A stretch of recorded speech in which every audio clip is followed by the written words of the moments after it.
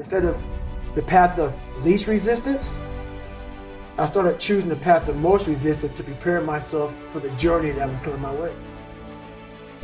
And you realize through hard work, you can outwork anybody. No matter how badass they are. It starts with yourself, man. You gotta start diving into those things that you're afraid of. You don't gain confidence by going to the spot that makes you feel good. It's gonna be a false reality. And the second life gives you that challenge, all you wanna do is go back to what gave you confidence, is that happy spot.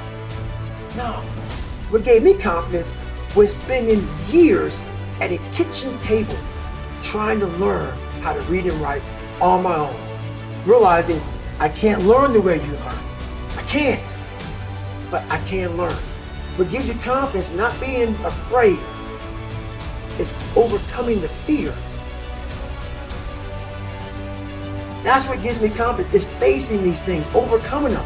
And maybe not overcoming them every day, but facing them and facing them and facing them. Pretty soon like this, you know what, man, this is where it's at. It's not in that comfort zone. It's in the discomfort zone is where my confidence is getting built. Mm-hmm. That's where it's getting built. Happiness, peace, enlightenment, it's all up here, man. It's all up here. It's all up here. You just gotta be willing to go and face it. And that's the hard part.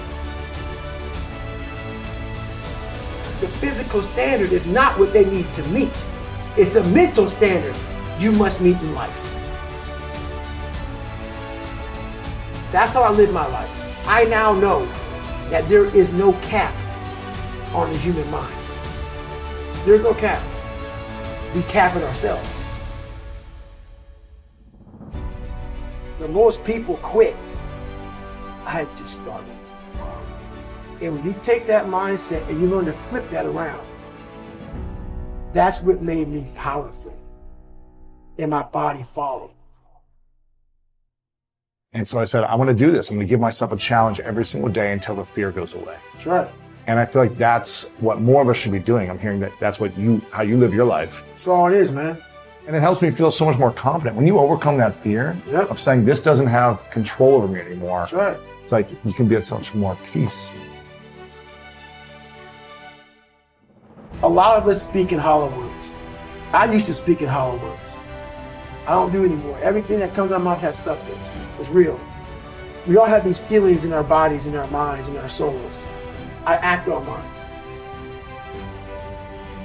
A lot of us who are afraid of something, we allow our minds to choose the path of least resistance, so we go a different route. And I'm afraid of something that's telling me you must do that. Life is one big mind game, and you're playing it with yourself.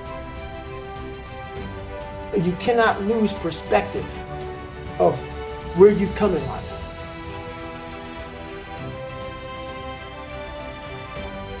I'm trying to give people a different thought process of life, where failure, hell, disappointment, discomfort is a great learning tool. And many people don't understand that, but it's these few moments in life that you have. Like for me, I always talk about it. Rocky 1, round 14.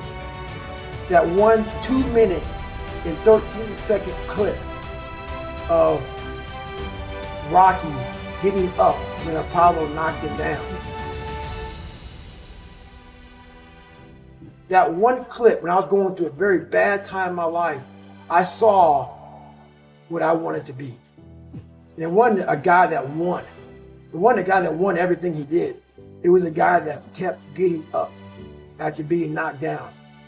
So I realized if that 2 minutes and 13 seconds changed my life, that's all it was. I saw something that I needed to be in the world I was living in. Maybe my story will give someone the 2 minutes and 13 seconds they need to change their life. Everybody's got a story. We don't share it on social media. We share our nice life on social media. We all have a dungeon. I'm just willing to talk about mine. Mental toughness isn't something that you sample. It's something that you live in every day. Whenever hardness comes, and you don't know what it is, it may be different for you than it is for me, but you go back to your insecurities. And then when you go back to your insecurities, you then look for comfort within those insecurities. And we all look for that cookie that your mom used to give you when you were sad, when you were sick. We look for our wife or our husband. We look for comfort. It's in those moments you must retrain your mind to think differently in hell. The mental standard is you must know how far you've come